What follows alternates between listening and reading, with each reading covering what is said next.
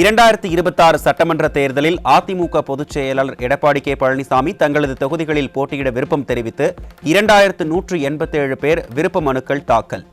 தமிழ்நாடு, புதுச்சேரி மற்றும் கேரள மாநில சட்டப்பேரவை பொதுத் தேர்தலில் போட்டியிட விருப்பம் தெரிவித்து 7988 பேர் விருப்ப மனுக்கள் என மொத்தம் 10,175 விருப்ப மனுக்கள் பெறப்பட்டுள்ளதாகவும் தலைமைக் கழகம் அறிவிப்பு.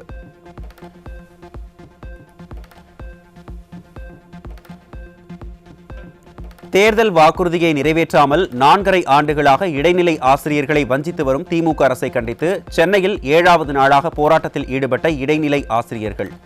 எழும்பூரில் உள்ள வட்டார கல்வி அலுவலகத்தை முற்றுகையிட்ட ஆசிரியர்கள் புத்தாண்டு தினத்தில் கூட திமுக அரசு தங்களை போராட வைத்திருப்பதாகவும் வரும் தேர்தலில் திமுக அரசுக்கு தகுந்த பாடம் கற்பிப்போம் என்றும் ஆசிரியர்கள் உறுதி.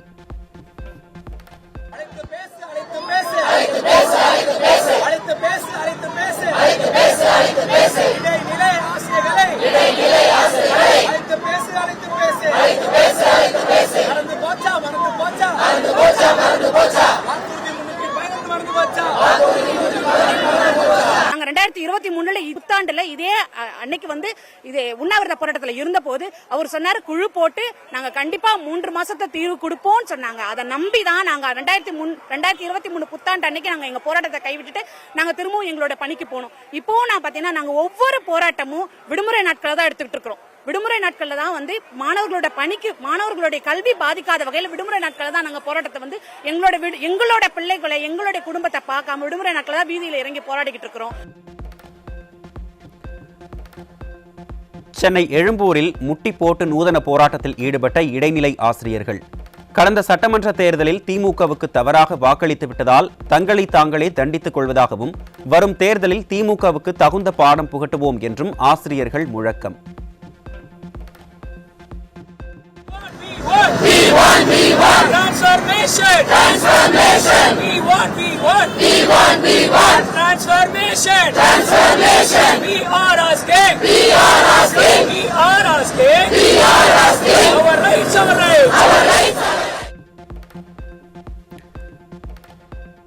திமுக ஆட்சிக்கு வந்தால் இடைநிலை ஆசிரியர்களின் ஊதிய முரண்பாடுகள் கலைக்கப்படும் என்ற தேர்தல் வாக்குறுதியை நிறைவேற்ற கோரி நேற்று நுங்கம்பாக்கத்தில் உள்ள டிபிஐ வளாகத்தை முற்றுகையிட்டு போராட்டத்தில் ஈடுபட்டவர்கள் மீது வழக்கு பதிவு. 1385 இடைநிலை ஆசிரியர்கள் மீது விடியாத ஸ்டாலின் அரசின் ஏவல் துறை வழக்கு பதிவு செய்து அராஜகம்.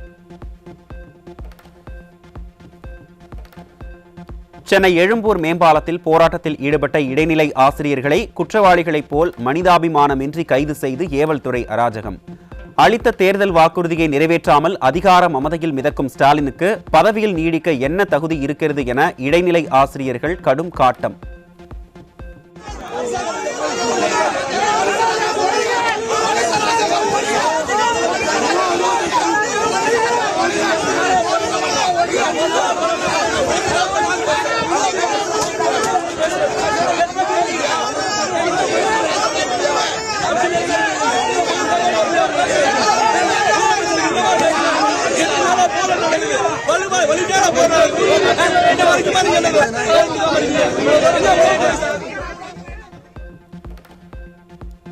சம வேலைக்கு சம ஊதியம் உள்ளிட்ட கோரிக்கைகளை வலியுறுத்தி சென்னை எழும்பூரில் போராட்டம் நடத்திய இடைநிலை ஆசிரியர்களை ஸ்டாலின் அரசின் ஏவல் துறை மூர்க்கத்தனமாக ஆசிரியர் ஒருவரின் கையை உடைத்த கொடூரம்.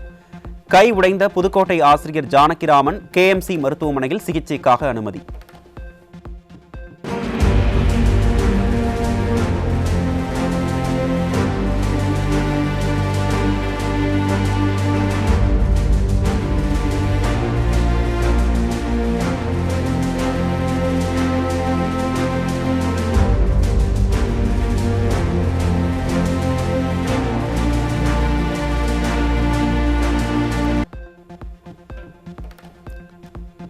போராட்டத்தில் ஈடுபட்ட ஆசிரியரின் கையை உடைத்த இரக்கமற்ற காவல்துறையை கண்டித்து சென்னை அரும்பாக்கம் மண்டபம் முன் ஆசிரியர்கள் போராட்டம். போராட்டத்தில் ஈடுபட்ட ஆசிரியர்களை விடியாத திமுக அரசின் ஏவல் துறை அரும்பாக்கத்தில் திருமண மண்டபத்தில் அடைத்த நிலையில் ஆசிரியர்கள் தர்ணா போராட்டம்.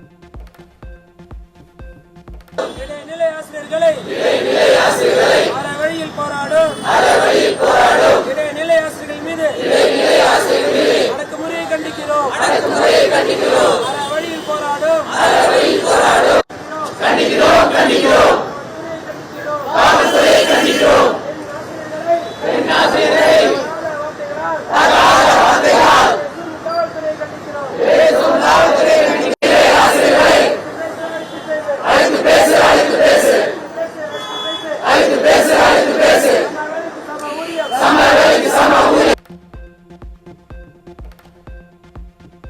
சம வேலைக்கு சம ஊதியம் உள்ளிட்ட இடைநிலை ஆசிரியர்களின் கோரிக்கைகளை நிறைவேற்ற ஸ்டாலின் அரசு குழுவை நியமித்து 3 ஆண்டுகளை கடந்தும் ஏன் நிறைவேற்றவில்லை?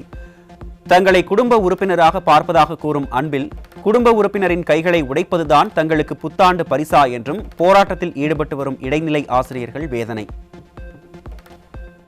2023 ஜனவரி 1ஆம் தேதி முதலமைச்சர் ஒரு குழு போட்டாரு, 3 நபர் குழு ஒன்று போட்டாரு.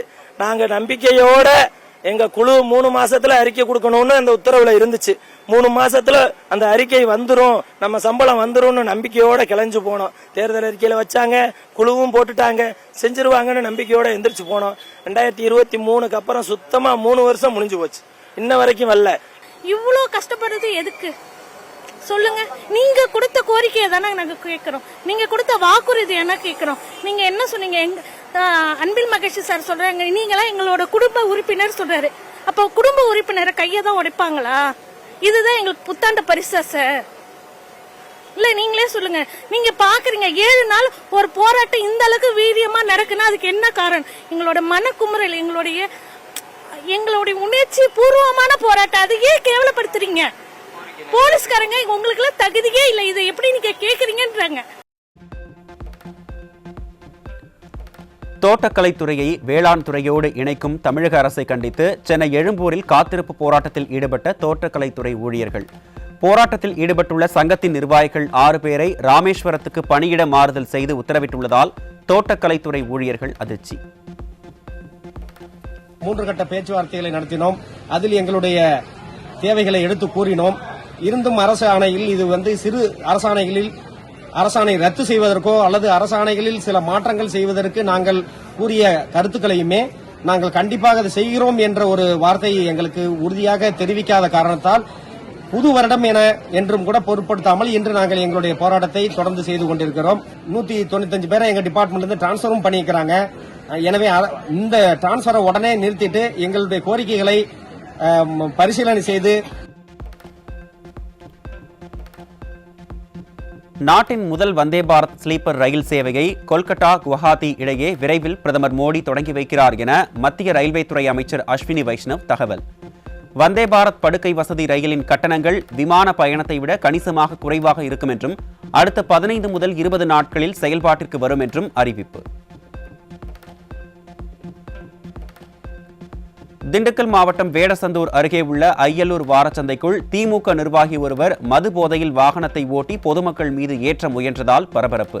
தட்டி கேட்ட மக்களை மது போதையில் இருந்த திமுக நிர்வாகி அருவருக்கத்தக்க வார்த்தைகளால் திட்டி கொலை மிரட்டல் விடுத்த வீடியோ வெளியாகி திமுகவினர் தீய சக்தி என்பதை வெளிச்சம் போட்டு காட்டியுள்ளது.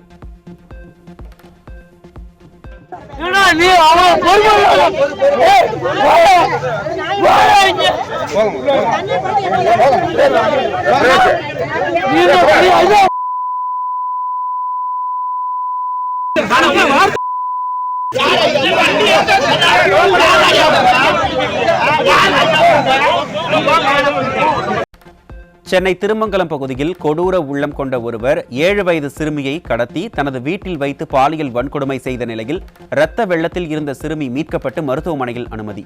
பாலியல் வன்கொடுமைகளை தடுக்க திறனில்லாத ஏவல்துறை காமுகனை பிடிக்கும் போது தவறி விழுந்து கை எலும்பு முறிந்ததாக தனது இயலாமையை திசை திருப்புவதாக மக்கள் குற்றச்சாட்டு.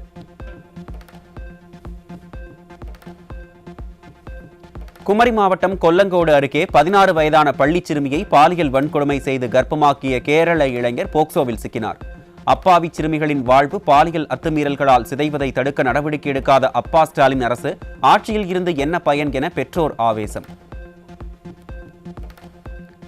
கிருஷ்ணகிரி மாவட்டம் போச்சம்பள்ளி அருகே பெண்ணை பாலியல் வன்கொடுமை செய்ய முயன்ற காவலர் மீது உரிய நடவடிக்கை எடுக்காததால் பாதிக்கப்பட்ட பெண் காவல் நிலையம் முன் தர்ணா போராட்டம்.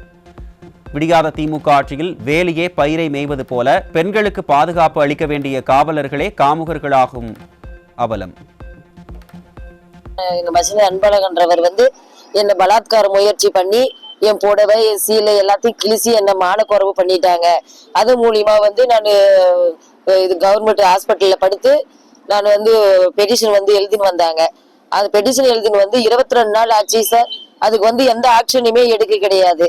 நான் மீறி போச்சம்பள்ளி ஸ்டேஷன்ல கேட்டதுக்கு உனக்கு கேஸ் இது பொய் கேஸ்ன்னு நாங்க எழுதி அனுப்பிச்சிடுவோம், எங்களை வந்து பிரஷர் பண்ணினே இருந்தீங்கன்னா உன்னை தூக்கி வந்து நாங்க வந்து லாக்அப்ல போட்டுடுவோம் அப்படின்ற வந்து என்னை மிரட்டி இதுன்றாங்க. சென்னை மெரினா கடற்கரையை சுற்றி பார்க்க வந்த பெண்ணிடம் செல்போன், பணம் வைத்திருந்த கைப்பையை இருசக்கர வாகனத்தில் வந்த நபர் பறித்துவிட்டு தப்பி ஓட்டம். விடியாத ஸ்டாலின் ஆட்சியில் எங்கும் சர்வசாதாரணமாக அரங்கேறும் கொள்ளை சம்பவங்கள் காரணமாக பொதுமக்களால் பொது இடங்களுக்கு நிம்மதியாக செல்ல முடியவில்லை என எழும் குற்றச்சாட்டு.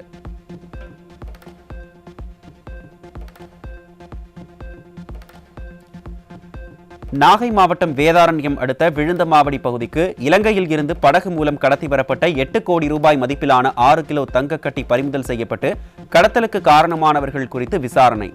தீயசக்தி திமுக ஆட்சியில் தமிழகம் சட்டவிரோத கடத்தல்காரர்களின் சொர்க்க பூமியாக மாறிவிட்டதாக பொதுமக்கள் ஆவேசம். சேலம் மாவட்டம் எடப்பாடி அருகே முன்விரோதம் காரணமாக இளைஞரை ஒருவரை திமுகவை சேர்ந்த இருவர் சேர்ந்து கடுமையாக தாக்கும் சிசிடிவி காட்சிகள் வெளியாகி அதிர்ச்சி. ஆளும் கட்சி என்பதால் தங்களை ஏவல் துறை கண்டுகொள்ளாமல் என்ற மிதப்பில் திமுகவினர் பொதுமக்களிடம் அராஜகத்தில் ஈடுபட்டு வருவதாக மக்கள் குற்றச்சாட்டு.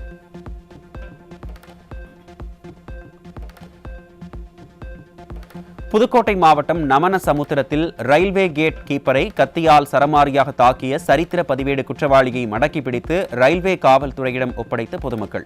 திறனற்ற திமுக ஆட்சியில் எதற்கெடுத்தாலும் கத்தியையும் அறிவாளையும் கொண்டு குற்றங்களில் ஈடுபடும் அளவுக்கு சமூக விரோதிகளுக்கு தைரியம் அளித்தது யார் என பொதுமக்கள் கிடுக்குப்பிடி கேள்வி.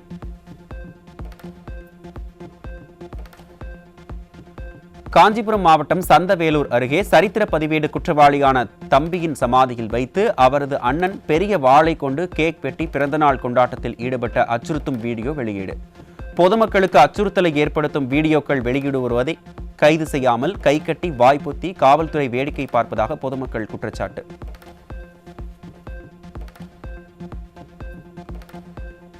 சென்னை அம்பத்தூரில் அரசு மகளிர் பள்ளியில் கடந்த 17ஆம் தேதி மாணவி ஒருவர் முதல் மாடியில் இருந்து குதித்து தற்கொலைக்கு முயன்ற விவகாரம். மாணவியை மன உளைச்சலுக்கு ஆளாக்கிய ஆசிரியர் மற்றும் தலைமை ஆசிரியர் குறித்து குழந்தைகள் நல அதிகாரி விடியாத அரசின் காவல் ஆய்வாளர் விசாரணை செய்தும் நடவடிக்கை எடுக்காமல் கட்ட பஞ்சாயத்து செய்வதாக பெற்றோர் குற்றச்சாட்டு. சென்னை மந்தைவெளியில் ராமகிருஷ்ண மடம் சாலையில் ராட்சத பள்ளம் ஏற்பட்டதால் 1 கிலோமீட்டருக்கு மேல் போக்குவரத்து நெரிசலும் ஏற்பட்டதில் வாகன ஓட்டிகள் கடும் அவதி. விடியாத திமுக அரசின் மாவட்ட நிர்வாகம் சாலைகளை முறையாக பராமரிக்காமல் மெத்தன போக்குடன் இருப்பதால் இதுபோன்ற அபாயகரமான பள்ளங்கள் உருவாகி வாகன ஓட்டிகளின் உயிருக்கே ஆபத்தாவதாக குற்றச்சாட்டு. கடலூர் மாவட்டம் ஸ்ரீமுஷ்ணத்தில் நெடுஞ்சாலைத்துறையின் திட்டமிடப்படாத வடிகால் வாய்க்கால் பணி காரணமாக சாலையில் குளம் போல் தேங்கிய கழிவு நீரால் பொதுமக்கள் அவதி. கடும் துர்நாற்றம் வீசுவதால் சுகாதார சீர்கேடு ஏற்பட்டுள்ள நிலையில் விடியாத அரசின் நெடுஞ்சாலைத்துறைக்கு பொதுமக்கள் கடும் கண்டனம்.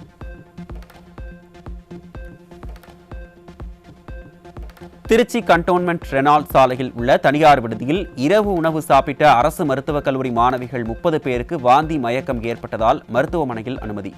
விடியாத அரசின் உணவு பாதுகாப்புத்துறை கும்பகர்ணனை விட கொடிய தூக்கத்தில் இருப்பதால் மாணவர்கள் தங்கும் தனியார் விடுதிகளில் தரமற்ற உணவுகள் வழங்கப்படுவது தொடர்கதையாகி வருவதாக மக்கள் விமர்சனம்.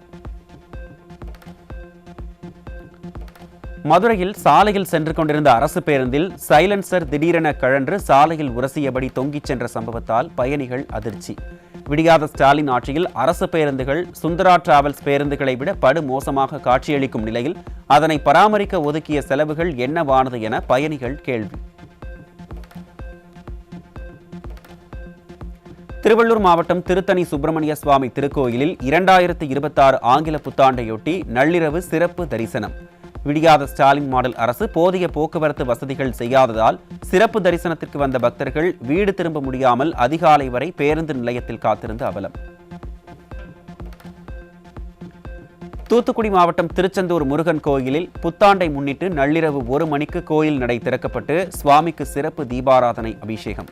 மாவட்ட நிர்வாகமும் இந்து சமய அறநிலையத்துறையும் போதிய முன்னேற்பாடுகளை செய்யாததால் கோயில் நடை திறந்தவுடன் தடையை மீறி 10 அடி உயர இரும்பு கேட்டை ஏறி குதித்து சென்ற பக்தர்கள்.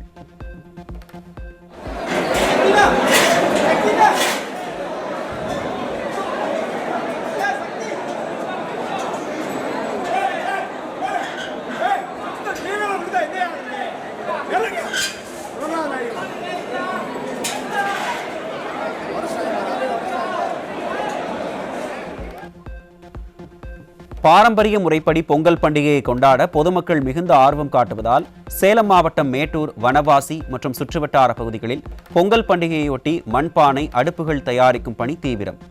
மண்பாண்ட தொழிலாளர்களுக்கு தேவையான மண், மானியம், விற்பனை வாய்ப்பை ஏற்படுத்த விடியாத அரசுக்கு வலியுறுத்தல். மழை காலம் வரதில்லை. நாங்கள் கிராமத்தில் முன்னெல்லாம் மண்ணுங்கெல்லாம் விலை போட்டு தான் வாங்கிட்டு இருக்கிறோம். மண், மட்டை எல்லாம் விலை போட்டு தான் வாங்கிட்டு இருக்கிறோம். முன்னெல்லாம் ஃப்ரீயாக கிடச்சிச்சு. இப்போ எல்லாமே மண் கிடைக்கிறது இல்லை. பூரா ஏரி பூரா தண்ணி நின்றுக்குது. ரொம்ப கஷ்டமாக இருக்குது. இந்த தொழில் பண்ணுறது ரொம்ப முடக்கமாக இருக்கிறோம். தஞ்சாவூர் மாவட்டம் பாபநாசம் அருகே சர்க்கரை ஆலையை சாராய ஆலையாக மாற்றிய திமுக அரசை கண்டித்தும் 5 அம்ச கோரிக்கைகளை வலியுறுத்தியும் 1130வது நாளாக போராட்டத்தில் ஈடுபட்ட விவசாயிகள் தங்களுக்கு சேர வேண்டிய தொகைகளை முறையாக வழங்காமல் புத்தாண்டில் கூட போராடும் நிலையை ஸ்டாலின் அரசு ஏற்படுத்தியுள்ளதாக கரும்பு விவசாயிகள் வேதனை. விவசாயிகளுக்கு கரும்பு பணம் வழங்காமல் ஏமாற்றி விட்டது. அதை எதிர்த்து 1129 நாளாக போராடிக்கிட்டு இருக்கோம். தமிழக அரசு முதல்வரின் கவனத்துக்கு கொண்டு செல்வதற்கு. ஆனால் தமிழக அரசு இதுவரை கண்டுகொள்ளது. கடந்த 4வது ஆண்டாக போராடிக்கிட்டு இருக்கோம். இன்னைக்கு 1/1/2026 அன்று அவரவர்கள் புத்தாண்டை கொண்டாடும் நாளில் எங்கள் வேதனையாக இருக்கிறது. தமிழக அரசு நினைத்து நாங்கள் கரும்பு பணம் கேட்டு போராடக்கூடிய அவலநிலை உருவாக்கி விட்டது. ஈரோடு மாவட்டம் தாளவாடி அருகே பாலப்படுகை கிராமத்தில் பராமரிப்பு இன்றி இருந்த கழிவுநீர் வடிகாலை தாங்களே தூர்வாரிய இளைஞர்கள் கடும் துர்நாற்றம் வீசிய நிலையில் பலமுறை திமுக அரசின் ஊராட்சி நிர்வாகத்திடம் முறையிட்டும் நடவடிக்கை எடுக்காததால் கிராமத்தினரை வடிகாலை தூர்வாரினர்.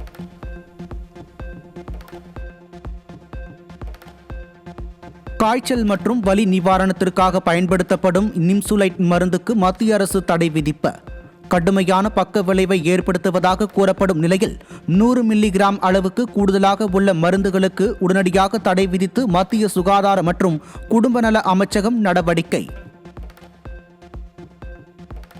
திருச்சி மாவட்டம் ஸ்ரீரங்கத்தில் எழுந்தருளியுள்ள அரங்கநாத சுவாமி கோயிலில் வைகுண்ட ஏகாதசியை ஒட்டி திருவாய்மொழி திருநாள் 3ஆம் நாளில் பரமபத வாசல் வழியாக எழுந்தருளிய நம்பெருமாள். திரளான பக்தர்கள் பக்தியுடன் கோவிந்தா கோஷம் எழுப்பி சுவாமி தரிசனம். 2026ஆம் ஆண்டின் முதல் பிரதோஷத்தையொட்டி தஞ்சாவூர் பெரிய கோயிலில் அமைந்துள்ள பெருநந்தியம் பெருமானுக்கு சிறப்பு அபிஷேகம் செய்யப்பட்டு சிறப்பு பூஜை. ஆயிரக்கணக்கான பொதுமக்கள் பங்கேற்று பக்தி கோஷத்துடன் மனமுருக வழிபட்டனர். சுவிட்சர்லாந்தின் கிரான்ஸ் முண்டானா பனிச்சறுக்கு மையத்தில் உள்ள லா கான்ஸ்டல்லேஷன் பாரில் புத்தாண்டு கொண்டாட்டத்தின் போது சக்தி வாய்ந்த குண்டுவெடிப்பில் சிக்கி பலர் உயிரிழந்ததாக தகவல் வெளியான நிலையில் மீட்பு பணிகள் தீவிரமாக நடைபெறும் நிலையில் சம்பவத்திற்கான காரணம் குறித்து விசாரணை தொடர்கிறது. சீனா உள்ளிட்ட நாடுகளில் இருந்து இறக்குமதி செய்யப்படும் மலிவு விலை ஸ்டீல் பொருட்களின் மீது 3 ஆண்டுகளுக்கு பாதுகாப்பு வரி விதிக்கப்படுவதாக மத்திய நிதியமைச்சகம் அறிவிப்பு. சமீப காலமாக ஸ்டீல் பொருட்களின் இறக்குமதி திடீரென அதிகரித்துள்ளதால் உள்நாட்டு தொழில்துறையினர் பாதிக்கப்படுவதாக கூறி நடவடிக்கை.